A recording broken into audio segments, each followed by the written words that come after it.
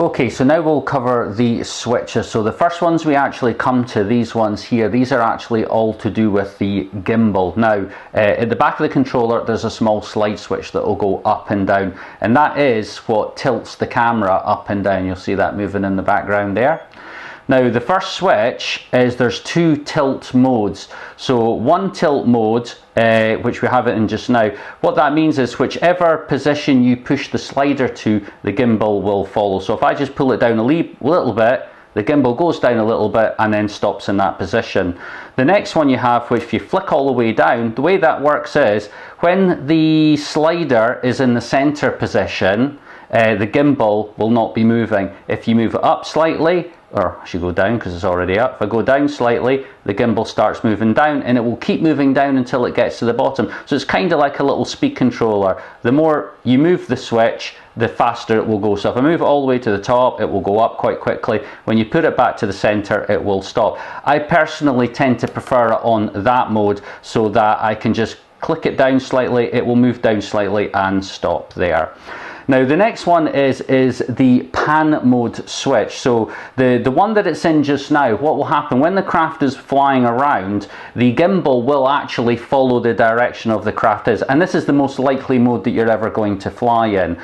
Now flicking it down one, it stays in the same mode, but it will allow you to, I'll be honest with you, I'm not overly sure I see the point of it, but you can't actually tilt and pan the gimbal by using that little knob. The only thing to remember, if you're flying and you're kind of using the screen mainly, you got to remember you could end up with the gimbal pointed one way and the craft pointing another, so watch out for that one. And then the bottom one I call is global mode or head locking mode, and what will happen is regardless of what way the craft flies, the gimbal will remain pointing in the same direction. So it's like it's fixing like a point in the horizon, and then the craft could be turning left and right, and that will stay. Also, the pan mode will also work in that mode as well, so you can turn that left to right.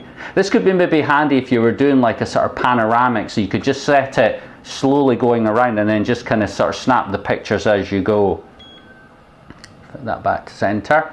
Now, as we're on this side of the controller, we've got one of the main flying sticks. Now what this one is, this one's in charge of throttle or height control, so that'll make the craft go higher and then hold its position, or height, and then descend holding its position. Now don't worry about pulling it all the way down, it will not cut the motors, it will basically descend as fast as it can. Now one of the unique features of the Typhoon is when it gets down to certain heights, it will slow your descent. So at first when you pull it all the way down and you're quite high up, it will descend quite quickly, but when it gets to about, I think it's about 10 meters, it will slow down and then slow down further at 5 meters, even with the stick already fully pulled back.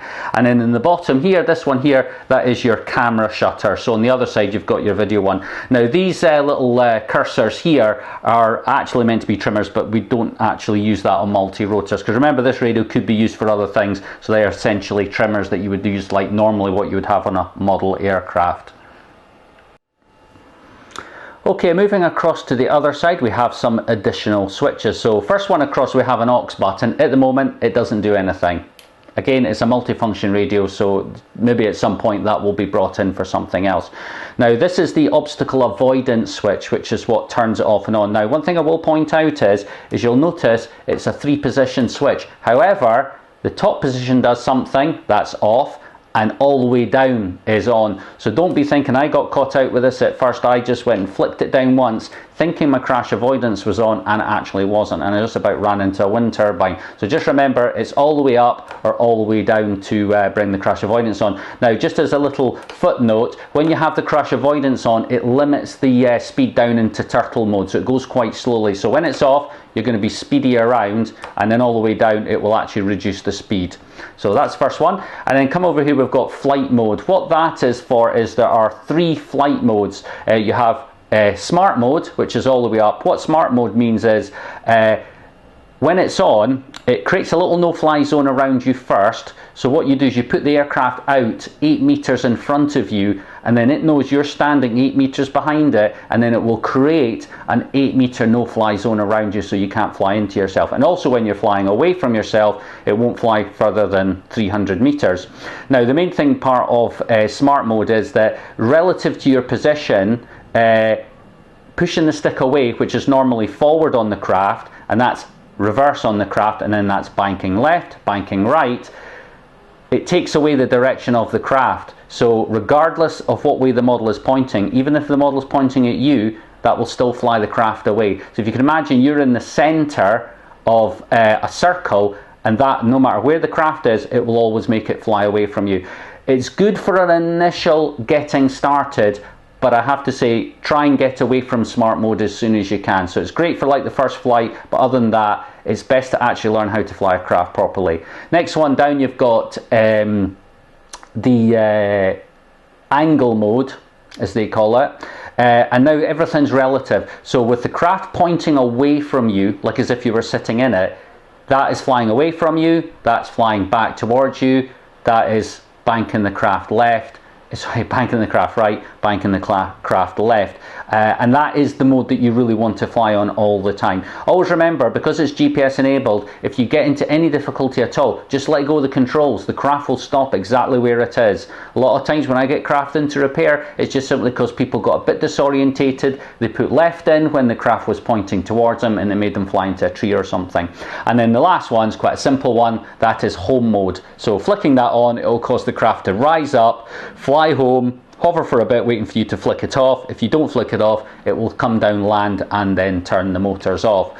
Now on the back side of the controller here, there's another slider switch which goes up and down. This is your turtle rabbit mode, so it's basically like a speed control. So if I quick check, all the way up it is on rabbit mode, so that'll be quite slow, and then pull it all the way back down, and that'll be on the go faster mode.